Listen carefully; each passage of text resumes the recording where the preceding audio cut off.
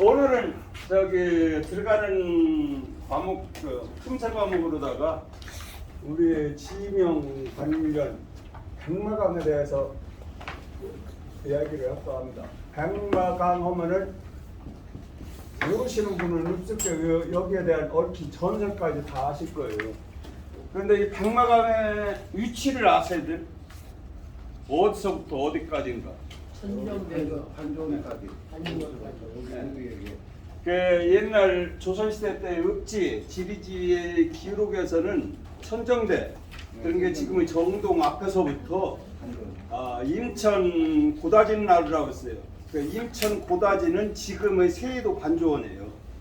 그때는 세도면이 인천군에 속했기 때문에요. 그때는 3개 군현이 있었을 때 인천만 군일 때 세도면이었기 때문에 지리지에 나오기는 인천 고다진이라고 나와요.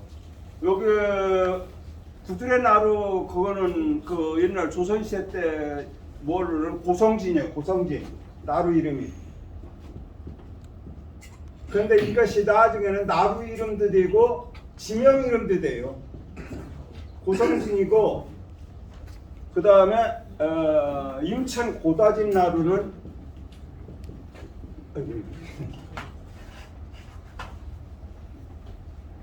그래서 이걸 가끔 저기 처음 뭐 하는 사람들은 헷갈릴 때가 있어요. 고다진 나루인데 여기가 세도 반주원이지요. 소정방해가 박제를 침략하기 위해 와서 박강에 어구에 들어섰을 때 이 고다진 나루 그 반주원이라는 데에서 그 자기들의 황제 고종이죠. 당나라 고종이 내린 칙서를 거기서 반포를 했어요. 박제를 이러려는 이유 때문에 저희들이 서경에서 무왕이 줄을 칠 때에도 꼭 거기서 설하고 타설하고 해가지고 공포잖아요. 여러 지역들이나 병사들 앞에서.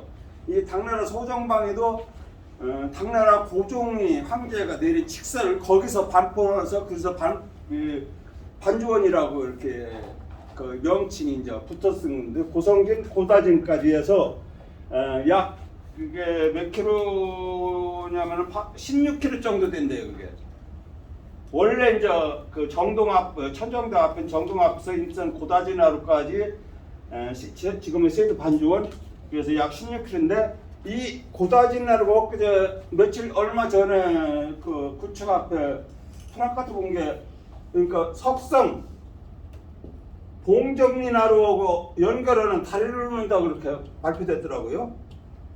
이게 봉정나루나 고다진나루나 같아요. 거기서 연결 석성 쪽은 봉정나루, 이쪽은 세도 쪽은 고다진나루거든요. 그래서 거기가 옛날에는 굉장히 큰 나루고 이 고다진나루가 물결이 어떻게 쓰인지 소정방어도 올 때 여기에 가서 굉장히 애를 먹었다는 데예요. 물결이 세고 이거 읍지에 보면은 그렇게 나와요. 이 봉정을 연결하는 석상을 연결하는 다리를 놓는다고 하더라고요. 이게 옛날 나루를 다리로 보고라는 것이 됩니다. 그런데 지금은 행정구역이 이렇게 이제 통합군이 되어 있고 이렇게 하다 보니까 행정구역 명칭에 따라서 지금은 완전 부여 저성리 창강나루에서부터 양화면 시읍리까지 약 49km가 백마강입니다. 지금은 행정구역에서 부여군하고 공주시의 경계 쪽 되는 창강나루에서부터 저성리 창강나루에서부터 서천하고 경계가 양화 시읍리 앞부까지가 약 49km가 백마강이에요. 그런데 이 백마강에 여기 다른 것은 이제 관두고 그것은 우리 회원님들이 잘 모르실 것 같아서 말씀을 드린 거고 백마강의 명칭하고 뭐 한 거를 한번 알아보면은요 이 백마강은 아니에요. 백강이라는 명칭,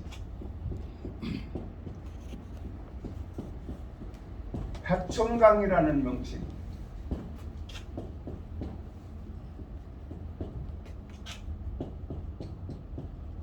사비하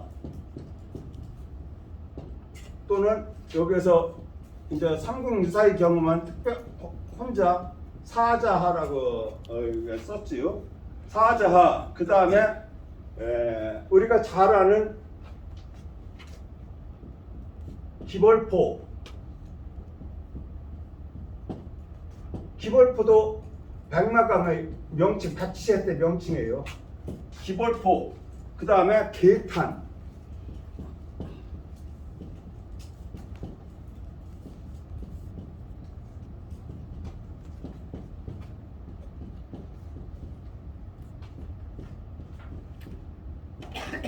이렇게 여러 가지 이름이 있어요.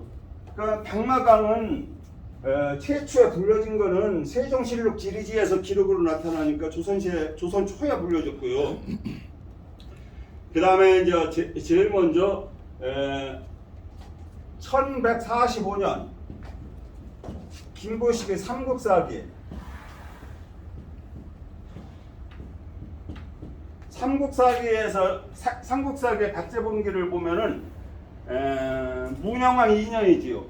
문영왕 이게 기록된 뭐에 했는데 삼국사기에 의하면 이거는 연도가 헷갈리니까 이거를 빼야겠네요.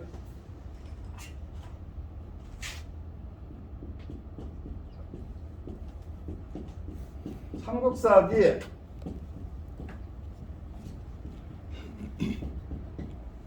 백제본기에 문영왕 2년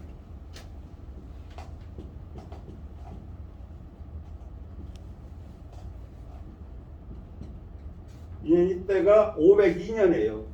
서기 502년. 이때는 그 삼국사기에는 백강이라고 기록이 되어 있습니다. 백강 502년. 그 다음에 무왕 37년.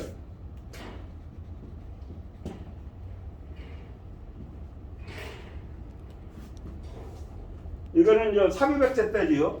636년입니다. 이때는 사비하라고 있죠. 사비하라고 썼습니다.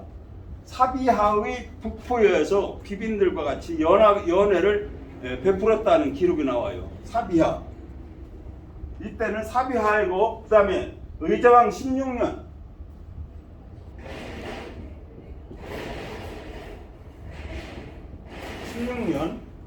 일단은 서기가 656년이네요.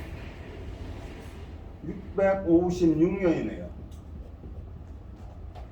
이때 하고 의자왕 19년 659년. 의자왕 19년. 이때에도 사비하라고 나옵니다. 사비하. 그러니까 무왕서부터 이때는 다 사비하. 이때는 백강. 이때 여기서 기록할 때는 동성왕의 인천 성산성에서 지키는 백가한테 시해당했잖아요. 그 이후에 의자왕 때에 그 백가를 처벌을 참해놓고 그 참하는 목을 베어서 백마강에다 던졌다는 기록이 나와요. 사비하에 던졌다는 기록이 나와요. 그 다음에 신라본기 무열왕 써요. 삼국사기의 신라본기요. 여기는 삼국 내내 삼국사기인데 삼국사기의 신라봉에는 이때가 무열왕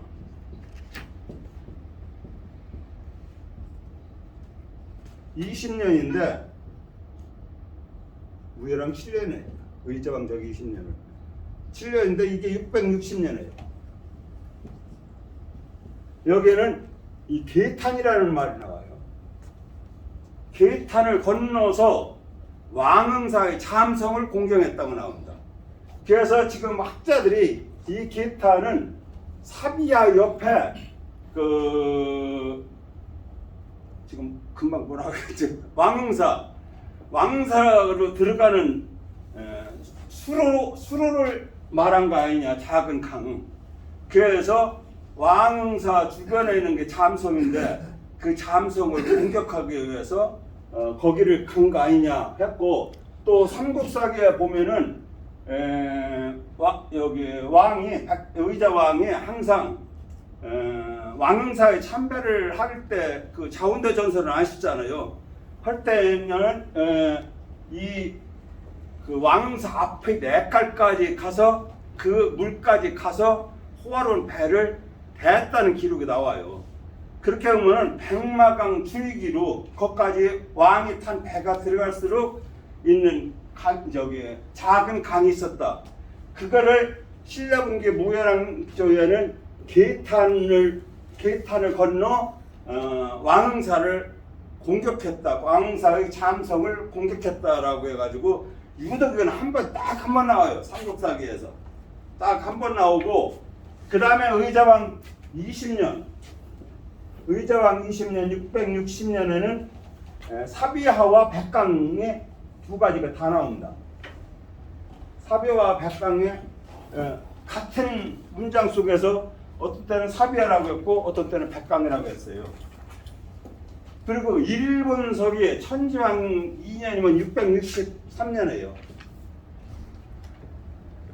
이때 기록에 보면은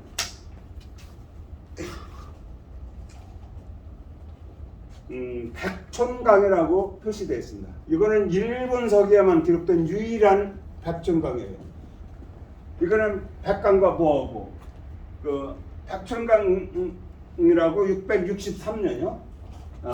그거는 일본서기에 나와 있고 그 다음에 이련 스님이 쓴 삼국사에만 사자하라고 딱 한 번 나와요. 그게 이게 잘못됐죠? 제가 사자를 올 때 그때 회원님 한 분이 물어봤을 때 잘못된 거 아닙니까? 라고 했을 때 잘못되기도 했고 옳기도 하고 틀리기도 했다고 두 가지로 말씀드린 거는 사자로는 이미 건물로다가 명칭은 잘못됐지만 이미 고정되어 있기 때문에 옳고 그 정확한 발음 백제라는 의미로다가는 사비루라고 써야 되는데 사자를 썼으니까 그건 잘못됐다는 양면적인 거 있기 때문에 그렇게 설명드린 거고 여기서는 그 기록에서 이렇게 한 거는 오자를 쓴 오자로라고 보는 것이 지금 통례가 되어 있습니다. 그리고 대동지지가 조선시대 때 1865년에 쓴 대동지지가 있어요.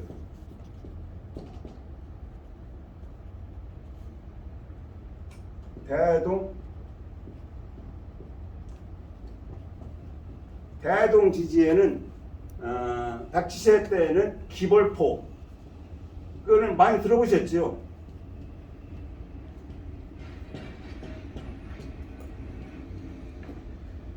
서천의 기벌포를 얘기하는 거예요. 서천하고 그 당시는 백지 땅이었으니까 거기도요. 기벌포가 백강이다 라고 기록되어 있습니다. 그래서 흔하지 않지만 기벌포라는 용어로도 백마강을 불렀었다는 거. 그래서 이런 것들 사기 같은 거 전부 봤을 때 이 백강이나 사비아가 이제 두 개로가 나눠져요. 나머지는 그 부분적으로만 나타나는 거니까 크게는 백강하고 사비아 두 개로 나눠지는데 이것의 기록을 쭉 보면은 사비아는 평상시에 부르던 부여 궁성의 서쪽 서강이라 했고 백강은 부여 궁성을 지키는 서쪽 방어기지.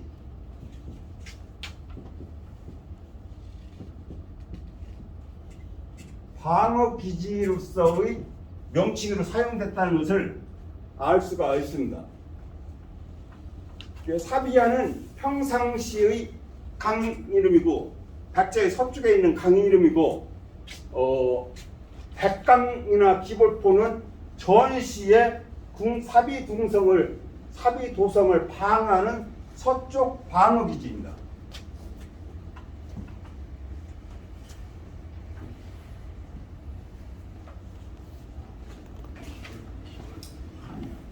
왜 서쪽 방어기지라는 것을 뭐냐면 이미 박제 금동 대학로를 보거나 하면은 음양 오행 사상이 백제시대 때는 많이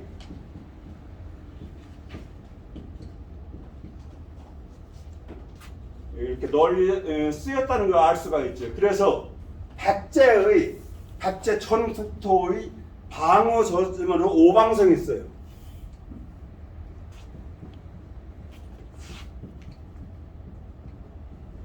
오방성 이것도 목화 토금수의 5가지를 나타내는 거예요. 중앙하고 동쪽 서쪽 이렇게 해서 이 오방성의 명칭은 지금 제가 메모를 안 해왔는데 이거 책에는 나와 있어요. 삼국사학에 오방성. 그 다음에 사비도성을 오부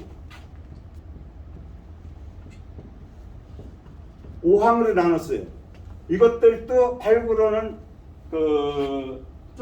조각조각 그 나무 목간에서 이 오부의 명칭과 오항의 명칭들이 하나씩 둘씩 나와서 박지시대 때는 거점을 이렇게 음양 오행에 따라 가지고 5가지 목화 토금수의 그 방향으로다가 했다. 그래서 여기에서 이야기하는 것은 사비도성이 오부 오항 정도로 나누면은 방어 거점도 그렇게 했을 거 아니냐. 그래서 중앙 사비도성이 이렇게 있으면은 중앙은 왕궁이 있어요.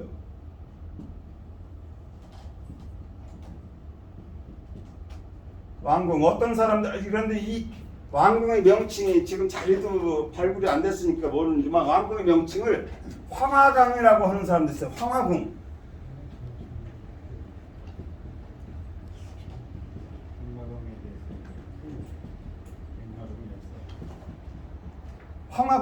황화궁이 나오는데 이거는 기록이나 보증이 안 돼 있기 때문에 이런 오행 사상에 의해 가지고 중앙은 황이니까 이렇게 수정했을 뿐이니까 이거는 지금 현재 신빙성은 없어요. 그러면 동쪽은 뭐냐? 동쪽은 여러분들 아시죠? 색깔이 상징하는 색깔이 청색이지요. 청색인데 동쪽에는 2가지가 있어요. 요 바로 이거 옆에 청산성 있고 그리고 조금 더 떨어지면은 월명산 거기로서 석성 경계를 이루는 청마산성이 있습니다.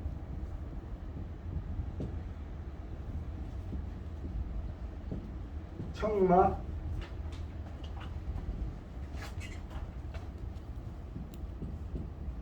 산성. 그러면 뒤는 뭐냐? 뒤는 북쪽이지요. 북쪽은 흑색인데 여기서는 흑이 아니라 그냥 뒤로만 했어요. 그래서 북포. 우리 총무 선생님이 여기서 사시니까 이거를 후포라고도 했다고 해요. 후포. 뒷대라고는 뜻이 오히려 후포라는 말에 더 의미가 있죠. 항상 사람 뒤는 등이니까 뒤라는 발음으로 우리가 했습니다. 후포. 아니 근데 여기서 청마산성이 이제 저쪽에서 대성은 청산성은 북포의 포구와 바로 성 밑에서 감시 초소 역할을 했었어요. 북포에서 그쪽으로 침입하는 과정을 보기도 하고 물론 부조산에도 있지만 그리고 서쪽은 뭐냐? 서쪽은 특별히 급져요. 그러니까 백강입니다. 서쪽을 흰색으로 상징을 하잖아요. 그래서 흰색을 붙여서 사비하인데 공식 평화되었던 이때는 도성으로다가 해서 백강이라고 붙였어요. 그러면 남쪽에 있을 거 아니에요. 남쪽은 보통 적이지요. 그런데 적이라고 해가지고 붉은색이라고 해가지고 반드시 붉은색을 뜨지는 않아요. 여기에는 일산이 있지요. 일산, 태양은 붉은 것 중에 가장 강렬하고 큰 거 아닙니까? 일산 지금 금성산에 속해요. 일산이고 요 밑에 화지산이 있어가지고 요 일산을 가지예요. 화지산이 나중에 일산 금성산에서 설명할 기회가 있으면 그때 말씀드리겠는데 여기에 망해루 또는 망해정 그 같은 삼국 사기에도 망해루라고 했고, 마지막 때에는 의제왕의 태자가 망해궁을 호화롭게 중수했다고 해서 마지막에는 망해궁이라고 나와요. 그런데 여기를 루라고 한 거는 놀기 위한 2층의 타락이기도 하겠지만서도, 여기서도 일산의 방어기지가 있지만 여기에 그 줄기산에 높은 정자를 져가지고 남쪽으로부터 배가 침입해서 오는 거를 관망하지 않았나는 생각이 있어요. 그러면 왕궁을 중심으로다가 동서남북의 방어기지가 완성이 되는 거예요. 그래서 백마강의 백강이라고 불린 거는 왕성을 지키는 방어기지의 명칭, 그리고 사비하라고 부른 것은 평상시의 명칭이라는 것을 아시면 됩니다. 이 사비하라고 쓴 거는요, 왕이 비빈들과 연애를 베풀었다든지 여기에 뭐 했다는 것이 그런 종류만 기록이 돼요. 그때만 사비하라고 썼어요. 그러면은 그 진작은 그렇게 많이 나눌 수가 있지요. 백강은 전시 방어기지를 불렀었고, 사비하는 평상시에 그 불렀었던 백제 서쪽의 강이다라는 것을 알 수가 있습니다. 그 백마강이라는 기록이 최초에 나온 거는 세종실록 시리즈에 처음으로 백마강이라는 거 나오고, 거기에 조룡대가 있는 것이 첫 번째 기록이 나오는데요.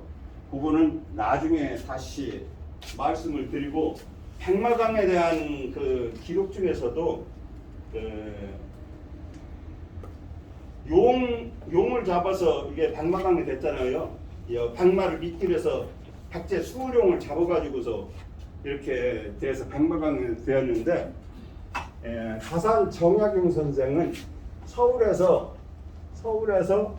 어떤 조그만 바위에 험하게 생긴 장군이 큰 청룡을 갖다가 잡아채는 그림이 있었는데, 이게 무슨 그림이냐 하도 희한해서 물어보니까, 이것이 백제가 멸망할 때 소정방이 백제 수룡 때문에 침범을 못해서 그 용을 거기서 잡은 얘기가 있는데, 그것을 그림으로 표현한 거다 이렇게 말을 해요. 그때 가산 정약용 선생의 말이 정확합니다.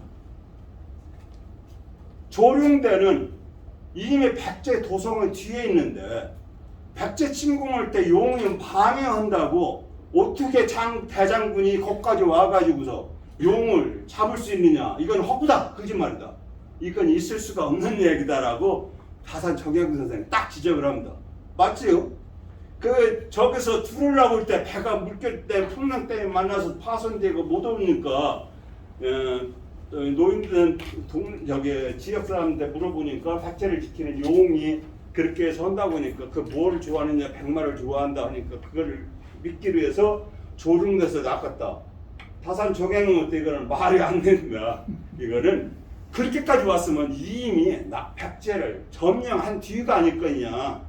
점령한 뒤에 거기에 용이 백제를 도와주고 있어서 여러 가지 이제 그 부흥군들이 많이 했죠. 아까 일산이라고 한 데가요. 일산, 금성산이요. 일산이라고 한 뒤에 삼국사기에 보면은 그 일산에서 백제 부흥군들이 3일간 버티고 그 20여 개 성을 딴 데 점령하고 거기에 거점을 뒀다고 했어요. 그거를 삼국사에는 남령이라고 나와요.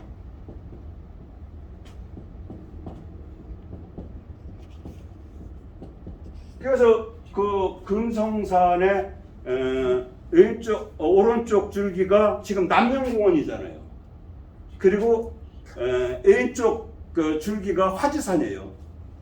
이 일산이 금성산이라고 해가지고 나중에 할 것 없이 지금 다 허야하겠네요. 금성산 명칭은 1929년에 이한희 씨 그 집안이었던 이병 이런 분인데, 그 사람이 다른 여러 가지 전국 지리지를 해가지고 만드는 게 있어요. 조선 환영업 승람이라고. 그 책에 이제 1929년에 나온 게 있어요. 거기에서 나오는데 금성산의 풍수지리적형이 화수지형이래요.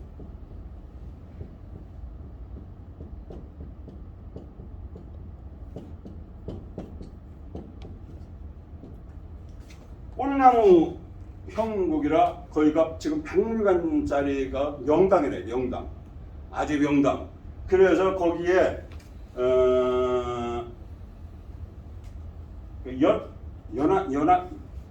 연한이 씨인가? 연한이 씨의 시조 묘가 아니라 시조를 추모하는 단이 있었어요. 단. 그 전에 옛날에 있었는데 지금은 대전 자기네들 종산이다 뭐 했다고 돼요. 거기 때 그 따라온 사람이 연한이 씨 이원대 지금도 지금 너무 독과비해서 얻어 보니까 생각하는데 그 사람이 소정방의 중랑장으로 따라왔어요. 부사령관 격이지요. 소정방의 중랑장으로 따라왔다가 이순신하고 같이 작전을 짜는 조가 돼요. 그래서 소정방은 이쪽 강을 통해서 오고 이정방은 황산벌을 통해서 와가지고 백제를 점령한 뒤에 지금은 화지산에 망해로가 있을 때 그때 병사들 장군들이지 부장급들을 모아놓고서 연회를 베푸면서 거기서 활 쏘기 시합을 했다 하는 얘기까지 그거를 그 연한니 씨 그 양반 시조가 되는 양반이 주선을 해서 그렇게 했다는 것이 조선 환해성남이라는 그 지리지 읍지에 그 기록이 되어 있더라고요.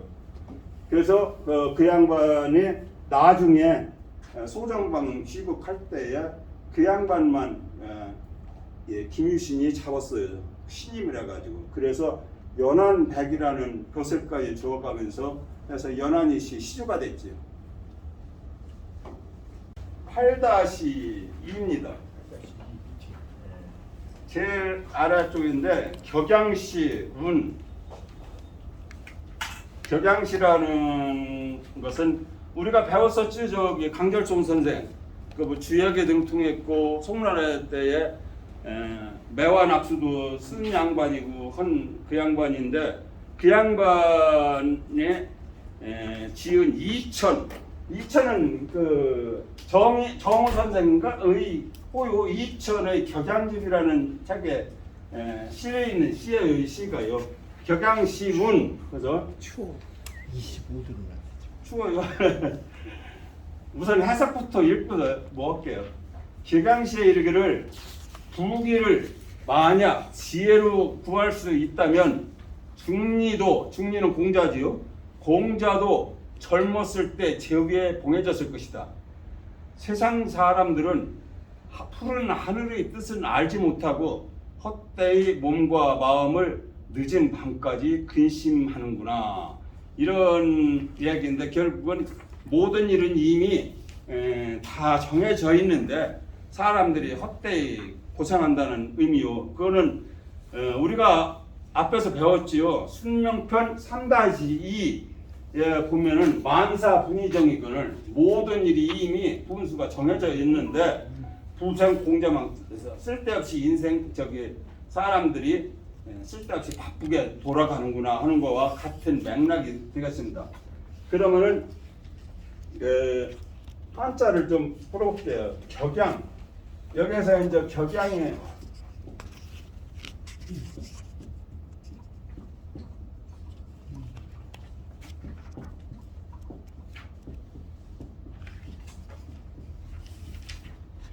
격양은 칠격자예요. 뭘 치는 거. 두드리기도 하고 치기도 하는 칠격. 그 양은 흑이라는 뜻이지요. 격양시 했는데 시는 아까 강절수 선생이 쓴 이천 격양시라는 그 책을 이야기하는 것이지요.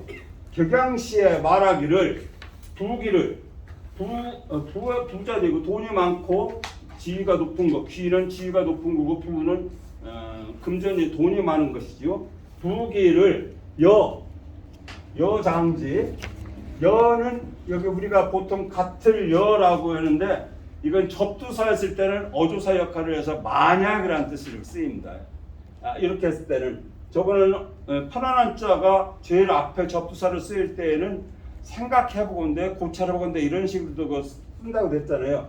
여기에서 연은 같다가 아니에요. 만약 장지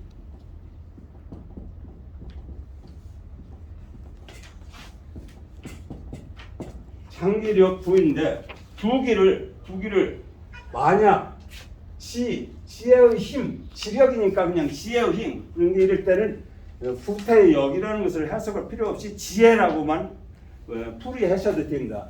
지혜로만 구하려고 한다면 이런 뜻이겠지요. 여기에서 장자가 장수장의 대표적인 훈이 되겠습니다만은 장래 앞으로 올 일에 대한 부사적으로 쓰기도 하는데 여기서는 여와 같이 지력 구할 때 이거는 써 이자 지력 지혜로서 이렇게 하는 써 이자 등 여기 글자로다가 쓴 겁니다. 자 그래서 한자가 그래서 참 어렵다는 거예요. 한자를 웬만큼 아는 사람 이것이 써 이로 하는 것은 옛날 그 주의나 그 이전 사람 정우 정이나 이런 사람들이 주석한 것을 읽지 않으면은 이렇게 유추해내기가 참 힘들어요. 그래서 이런 점에서는 한문을 웬만큼 한 한학자라고 하더라도 지금의 한학자들은 이거를 옛날부터 읽어 왔으니까 그게 설명을 할 수 있는 것이지 이것이 새로운 문장으로 딱 썼으면은 여기가 어렵지요. 그래서 지력으로서 써 이자의 기능을 한다는 거, 구한다는 것은 찾는다, 구한다, 뭐 이런 거니까 지력으로서 만약 지혜로서 부기를 구할 수만 있다면 됩니다. 중리는 공자를 이야기하는 것은 다 아시고요. 연소 합봉호 연소 합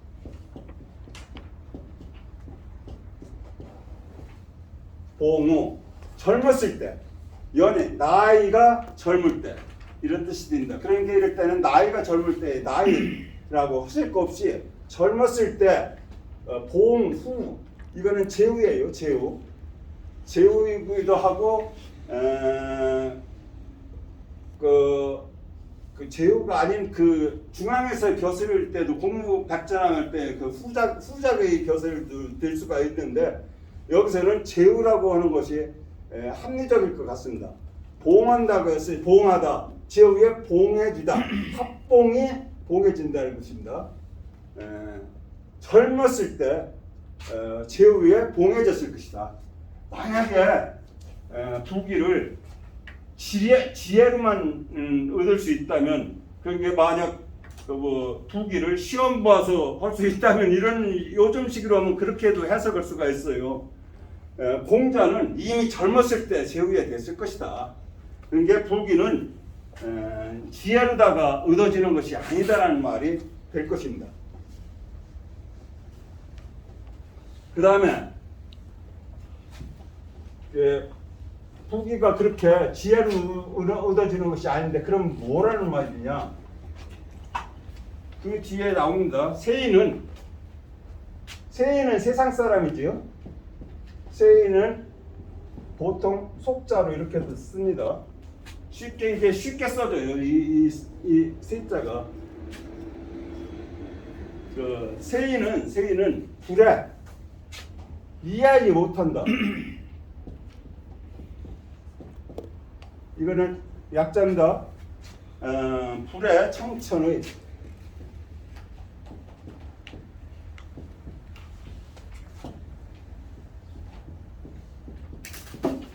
푸른 하늘의 뜻 그런 게 하늘의 뜻 천명이라는 뜻이에요. 하늘의 뜻은 곧 천명이지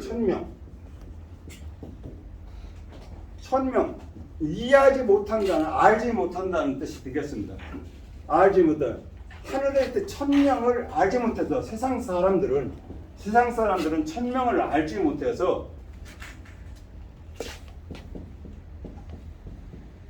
공사 헛되이 공사 신신 야반수.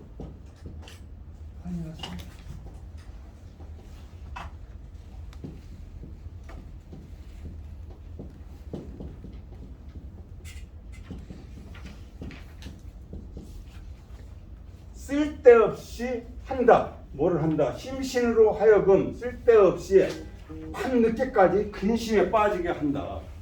그러니까 북이라는 거는 아무리 능력이 뛰어나고 머리가 좋아도 얻을 수 없는 것인데 세상 사람들은 그 하늘의 뜻 그런 게 천명을 알지 못하고 그러니 쓸데없이 심신을 하여금 밤늦게 야반은 밤늦게란 뜻이죠. 수 근심에 빠지게 한다 이런 뜻이 됩니다. 그런 게 이게 시니까요.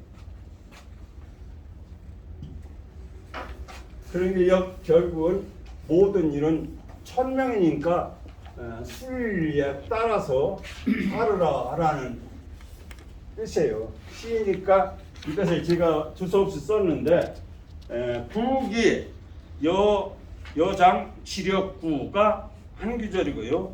그러니까 이게 7원시예요. 7원 일시인데 중리 연소 합봉후 여기까지 가요. 그러니까 첫 번째는 부활구로 운이 됐고 두 번째 거는 후로 운이 맞춰졌어요. 후이고 불의 세인 불의 청천의 이거는 기승 전이기 때문에 운이 특별히 안 맞춰지지요. 결수. 그래서 이게 시구절이기 때문에 일반 명한 구절이 아니라 시구절이기 때문에 이게 운이 맞아 들어가는 겁니다.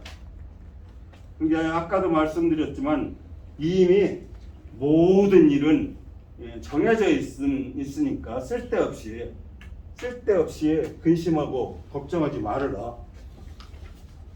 그런 얘기 가지고 이 격양시 하면은 이거를 혹시 이거와 혼동하는 수도 있습니다. 그런데 격양가하고 격양시는 100% 다릅니다. 이거는 강절수 선생이 격양시는 쓴 거지만 격양가는 요순 시대 때 태평스러운 시대를 노래하는 거예요. 그 격양가를 조금 뭐지만 한번 소개해 드릴게요.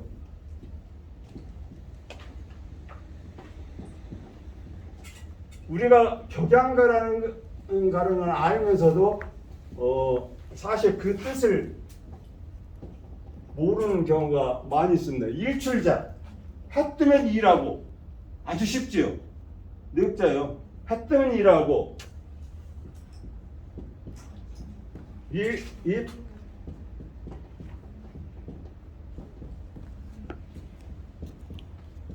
해주면 쉰다. 해주면 집에 가서 쉰다.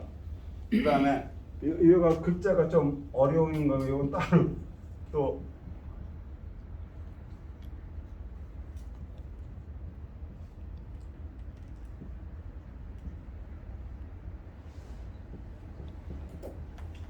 착정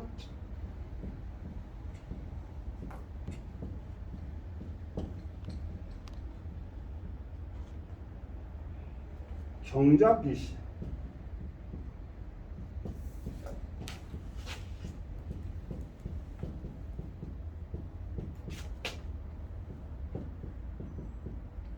여기가 다 이자가 중간에 들은 것은 연결주사예요. 말, 이을, 이자 앞하고 뒤에 거를 연결하는 다 이자고 이식하고 하고 여기에서 이제 마지막에 재려, 가유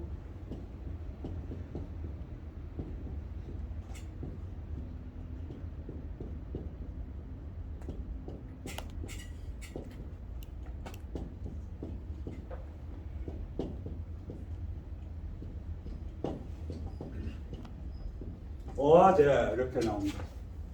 이제 그 작가는 몰라요. 그런 게 요임금이 하루는 민정시찰이라 마찬가지죠. 농민들이 사는 것을 둘러보려고 그렇게 하는데 다스리면서 이 격양을 해석하는 사람마다 좀 다른데요. 이건 악기, 흙악기를 두드린다. 흙을 두드리면서 악기 노래하는 거니까 악기를 삼아서 두드린다 하는데 여기서 격양가는요. 우리가 밭을 씨앗 뿌리고 뭐 하려면 밭을 고르잖아요. 그럼 흙덩이는 깨잖아요. 그 흙을 탁탁 홈이나 새스랑으로 쳐서 흙덩이를 깨는 것이 여기에서의 격양이에요. 그래서 여기서 일출 해 뜨면은 나와서 일하고 해가 지면 집에 들어가서 쉰다. 착정, 팔착자예요. 뚫을 착자, 팔착자. 우물을 파서 물을 마시고 씨를 뿌리고 농사지어서 먹는다. 그러니 그렇게 하니까 자연스럽게 그렇게 하는데 재력, 황제의 천재의 힘이 아이고 이거 유전. 이거 어찌 나에게 있으랴, 어찌 나에게 미치랴. 그러니까 황제가 있으나 마나 천재가 있으나 마나 나한테는 아무 상관이 없다 이거예요. 자기들은 이렇게 태평스럽게 그런 게 그 당시 윤임금이 얼마나 정치를 잘했나 하는 것을 나타내는 것입니다. 제왕이야 하늘 천재나 황제가 있으나 없으나 마찬가지라 나에게 어떤 힘도 미치지 못한다. 하유 천재의 힘이 하유 어찌 이거는 육자지만서도 어찌 미치냐는 것을 쓰는데 어아제 나에게 황제의 힘이 어찌 미칠 수 있으랴 이런 뜻입니다. 황제가 있어도 없어도 좋다는 뜻이죠. 이것이 격양시하고 격양기를 가끔 혼동할 수가 있어서 한번 재미로 소개해 드렸습니다. 여기서 착자는요. 이게 뚫착도 되고 팔착도 되고 하는데 좀 복잡하잖아요. 이거를 간단하게 속자로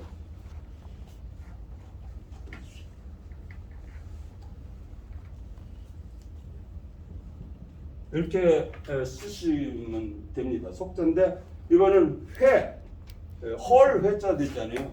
이거 헐고서 회순하다 할 때 이 착자는 복잡해요. 이렇게 해서 업이 있다가 절구구자가 또 들어가고 이거 투자가 들어가서 이렇게 뭐 하는데 이것이 복잡하니까 이렇게 뭐해서 뚫을 착을다가 쓰니까 참고를 하시기 바랍니다.